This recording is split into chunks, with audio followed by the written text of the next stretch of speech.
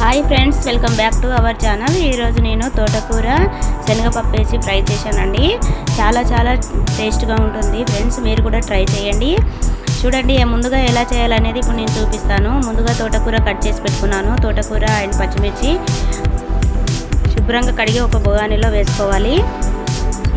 తర్వాత కట్ చేసుకున్న ఉల్లిపాయలు ఒక 2 వేసుకున్నాను. తర్వాత కొంచెం శనగపప్పు వేసుకున్నాను. తర్వాత పసుపు, తర్వాత సాల్ట్ వేసుకొని కొన్ని ఒక గ్లాస్ వాటర్ పోసుకొని 2 స్పూన్స్ ఆయిల్ వేసుకోవాలి.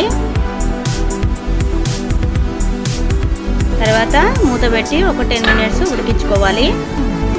10 మినిట్స్ తర్వాత చూడండి, కొద్దిగా ఉడకలేదు శనగపప్పు. తర్వాత 1 స్పూన్ కారం, 1 స్పూన్ ధనియాల పొడి వేసుకొని కలుపుకోవాలి.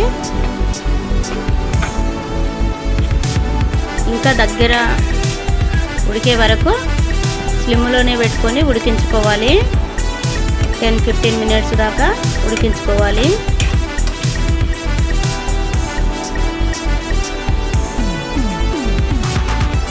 శనగపప్పు ఎంత మెత్తగా ఉడికితే అంత టేస్ట్ వస్తుందండి. చూడండి, మొత్తం ఉడికింది. శనగపప్పు కూడా మెత్తగా ఉడికిపోయింది. చాలా టేస్టీగా ఉంటుంది ఫ్రెండ్స్. చూడండి, దగ్గరికి ఉడికిపోయింది. ఇప్పుడు చివరిలో కరివేపాకు అండ్ కొత్తిమీర వేసుకొని కలుపుకోవాలి.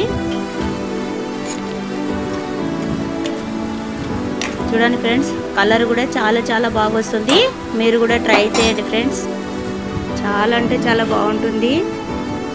జొన్న రొట్టెకి కానీ చపాతీలోకి కానీ తింటే చాలా టేస్ట్గా ఉంటుంది. చూడండి ఎంత బాగుంది, కలర్ఫుల్ కూడా. చూడండి, చాలా బాగుంటుంది ఫ్రెండ్స్. ఈ వీడియో కనుక నచ్చినట్లయితే లైక్ చేయండి, షేర్ చేయండి, సబ్స్క్రైబ్ చేయండి.